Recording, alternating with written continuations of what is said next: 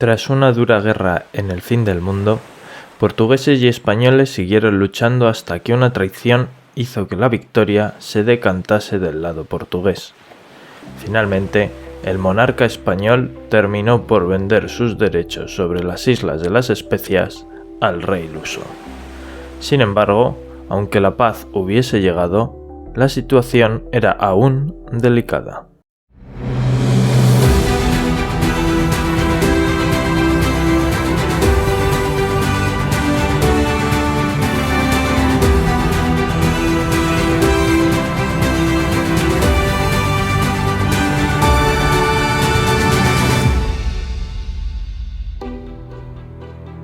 Tras la paz, los españoles que aún quedaban en aquellas islas andaban faltos de todo.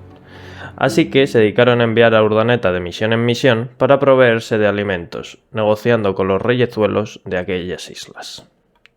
Por otro lado, los portugueses tampoco iban a estar tranquilos, pues los nativos volvieron a sublevarse el 27 de mayo de 1531, sitiando a los lusos y quedando estos en muy mala situación.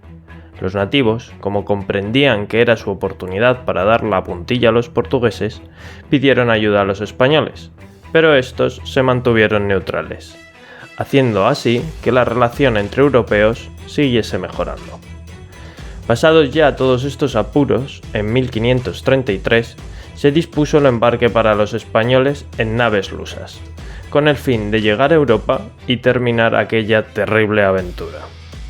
Así que en febrero de 1534 partieron, pero Urdaneta no embarcó y se quedó allí navegando aquellas aguas del sudeste asiático, estudiando sus corrientes, sus mareas y sus vientos. Finalmente partió hacia Portugal 2 años más tarde, el 12 de enero de 1536, con una niña, la cual era su hija. Sorpresita, ¿eh? Esto nadie lo esperaba. Y es que Urdaneta se había enamorado de una nativa durante estos años, la cual se cree que murió en el parto. Cuando llegó a Lisboa, fue registrado por los funcionarios portugueses, los cuales le quitaron toda la documentación que había ido generando todos esos años en las Molucas. Tras esto, Urdaneta fue a quejarse, pero el embajador español le dijo que se olvidase de ello. No fuese a ser que la situación fuese de mal en peor. Así que le proveyó un caballo para que huyese de Portugal en dirección a España. Tras esto, Urdaneta dejó a su hija bajo la custodia del embajador portugués, la cual seguiría sus pasos 2 semanas más tarde. Llegó a Valladolid y allí declaró ante el Consejo de Indias. El tribunal se quedó alucinando con la memoria de Urdaneta, que hasta recordaba la latitud de las islas. Tengamos en cuenta que había, como ya hemos ido viendo en los mapas, una infinidad de islas. Pues Urdaneta se acordaba, entiendo que no de todas, pero sí de muchas. Le mandaron para Ordicia, su pueblo natal, para que redactara un informe que debía presentar a Carlos I cuando el rey regresase de Italia, quien le recibió finalmente el 26 de febrero de 1537. Mientras tanto, su hija también llegó al pueblo de su padre.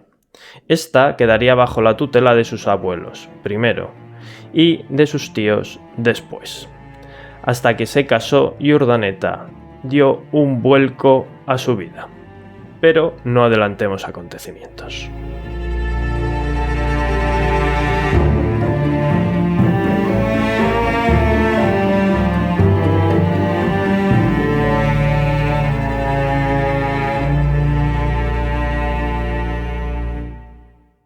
Esperando en la corte de Valladolid a ser atendido por Carlos I, Urdaneta conoció a Pedro de Alvarado, uno de los más polémicos capitanes de Hernán Cortés. Aquel capitán planeaba por entonces 2 expediciones sucesivas, una para explorar las costas del Pacífico de la Nueva España y la otra para lanzarse a ese mismo océano y llegar hasta China.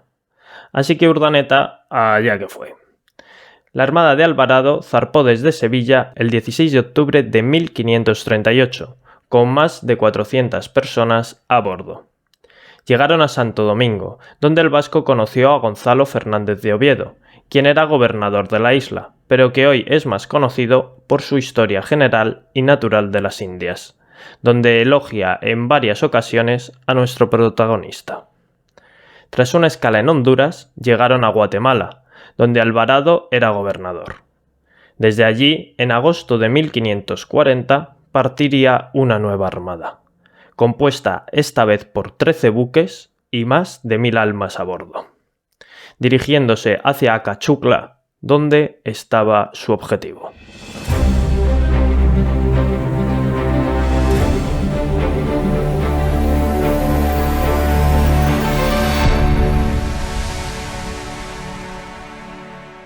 El virrey de la Nueva España en aquel momento era Antonio de Mendoza, quien, apoyado por el obispo de México, Juan de Zumárraga, planeaba incrementar los dominios del virreinato.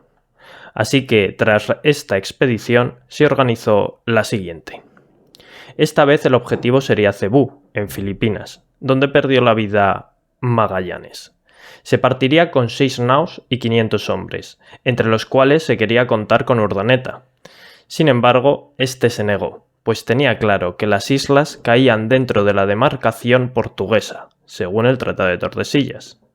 Además, el joven vasco tenía aún reciente el recuerdo de las penurias que pasó por aquella zona. Por otro lado, ni el virrey ni el obispo estaban tranquilos con que Alvarado fuese el encargado de dicha expedición, ya que no solo requería de talento militar, sino también de mano izquierda, del talento diplomático, así como dotes de organización, virtudes de las que Alvarado carecía. Fue entonces cuando se rebelaron los indios chichimecas y caxnes, derivando en la conocida Guerra del Miztón, en Nueva Galicia, hoy México. El gobernador de aquella zona, al verse superado, pidió auxilio a Alvarado, quien sin dudarlo se llevó a Urdaneta con él. En plena campaña, la suerte no acompañó a Alvarado, ya que en Yagualica su caballo resbaló y cayó con él por un barranco, muriendo a consecuencia de las heridas el 3 de julio de 1541, en Guadalajara. Tras esto, Urdaneta quedó como jefe, quien dirigió victoriosamente la campaña, terminando con el asalto al Cerro del Miztón, que era el último bastión indígena, en febrero de 1542. Pero las arduas tareas no iban a terminar aquí, ya que ahora los problemas iban a venir desde el sur, desde el recién conquistado Perú. Tras culminar exitosamente la conquista del Imperio Inca, Francisco Pizarro fue asesinado en medio de una contienda civil entre los propios españoles. Además de esto, los problemas solo habían ido a más, ya que el hermano del famoso conquistador, Gonzalo Pizarro, se rebeló contra el nuevo virrey, Núñez de Vela, quien murió prematuramente y se instaló una especie de anarquía en el territorio. El virrey de la Nueva España tuvo que enviar entonces una expedición, plantearse el enviar una expedición, la cual, en teoría, iba a partir en marzo de 1547, con Urdaneta en ella. Sin embargo, antes de salir se les informó de la derrota de los rebeldes, por lo que la expedición al final se canceló. Urdaneta fue nombrado entonces gobernador de Michoacán, donde tuvo el placer de contemplar cómo un pobladito fundado por Alvarado se fue convirtiendo en una floreciente y próspera ciudad, que llegó a tener hasta 10.000 habitantes. Al final, el gran aventurero había encontrado su sitio en la sociedad. Sin embargo, su vida daría un vuelco inesperado.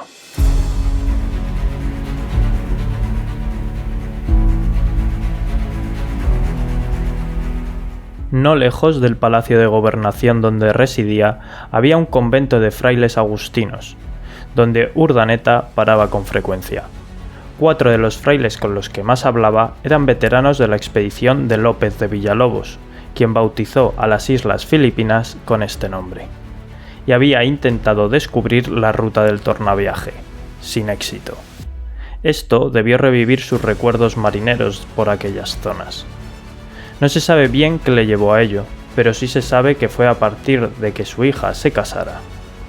Sea como fuere, decidió ingresar en la orden el 19 de marzo de 1552, en el monasterio llamado Nombre de Jesús, en Ciudad de México.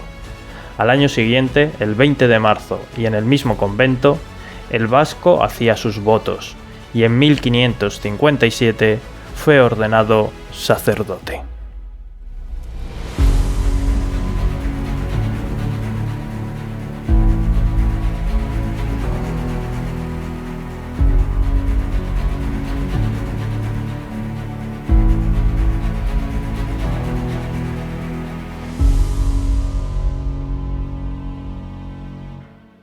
Pasaron muchos años, y el rey Felipe II se replanteó el proyecto del Pacífico. El nuevo virrey de la Nueva España, Luis de Velasco, también estaba dándole vueltas al asunto. Lo que cavilaban era asentarse en las Filipinas y establecer una ruta con la Nueva España, lo cual era vital para garantizar la viabilidad de la futurible gobernación. Para esto, el ya no tan joven vasco se reconocía como fundamental, por el conocimiento que tenía sobre aquellas aguas y por su experiencia marinera, además de ser muy buen diplomático y saber entablar buenos tratos con los nativos. También hay que tener en cuenta que el propio Urdaneta iba diciendo por ahí que él sería capaz de realizar con éxito el tornaviaje, lo cual llegó a oídos del virrey. Rápidamente, este convocó una junta con los mejores pilotos, navegantes y expertos marineros que había allí en la Nueva España. Entre ellos estaba nuestro protagonista, que se reafirmó en sus palabras. Él sería capaz de hacer que los buques del rey regresasen a América desde Asia. Así que se comenzó a preparar la expedición.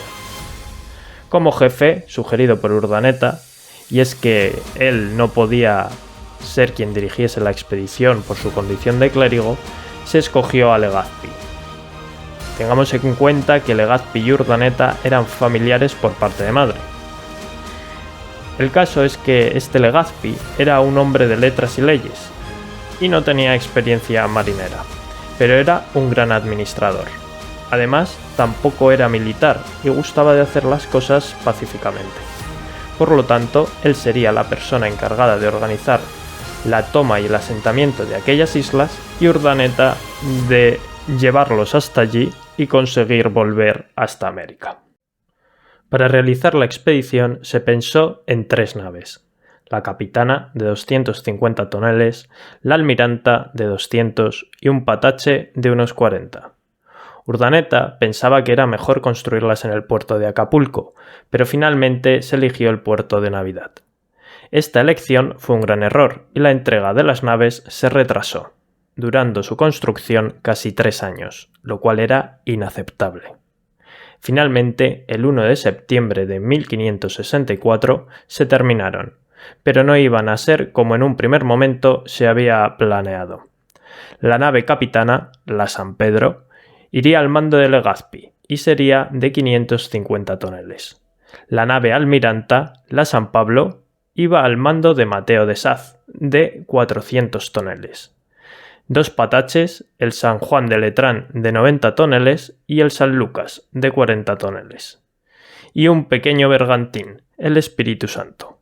Así que, como vemos, la expedición había crecido y las expectativas ahora eran más ambiciosas.